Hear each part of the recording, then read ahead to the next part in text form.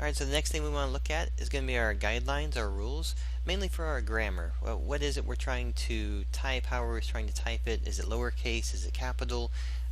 We want to try to keep a consistency between all the things that we're doing so that you can open up code down the road and you can still read it. You still know rather quickly what it is you were saying within a piece of code. Let's go ahead and take a look at different type. So for instance, just so we have a set of rules to go with, the things like, for instance, with class, you'll notice that example is capital. So when we ever have a class, it's a good habit to just say it's going to be a capital letter. So if I was to make a new class here, and I could say class player, well, P is going to be capital. Now if I do class again, maybe we want to change it up and say player controller. Now notice every time I do a new word, I'm going to make sure that that second word, the first letter, is going to be capital. You could also do one like similar to how we did above. We could say player underscore controller. Alright, so this would be camel casing in terms of this, is that every time it gets to one, it's going to be capital.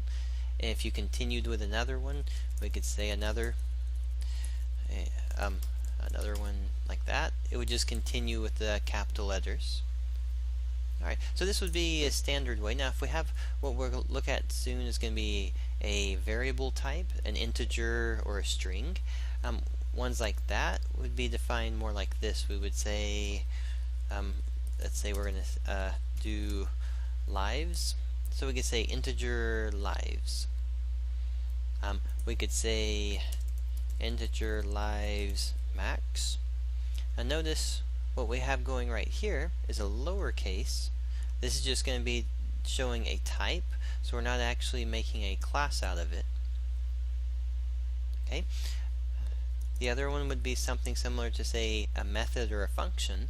And this, again, we're going to discuss these and go into detail about what they are and how to use them, but just for punctuation here, if you see something like update, well, then we know that what we're actually getting here, or we'll make one like this one, we'll say jumping, or jump.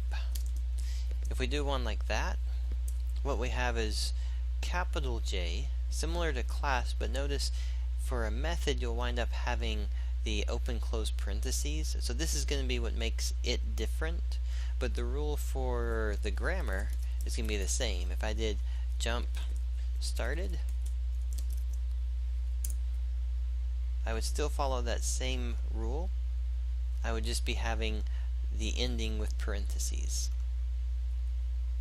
Alright, so basic guidelines right here for your casing is just simply capital if it is a class or a method, lowercase if it is a value like an integer. Alright, so those are going to be the basic ones we look at. We'll start working through some examples and we'll be reinforcing it again through the work that we do.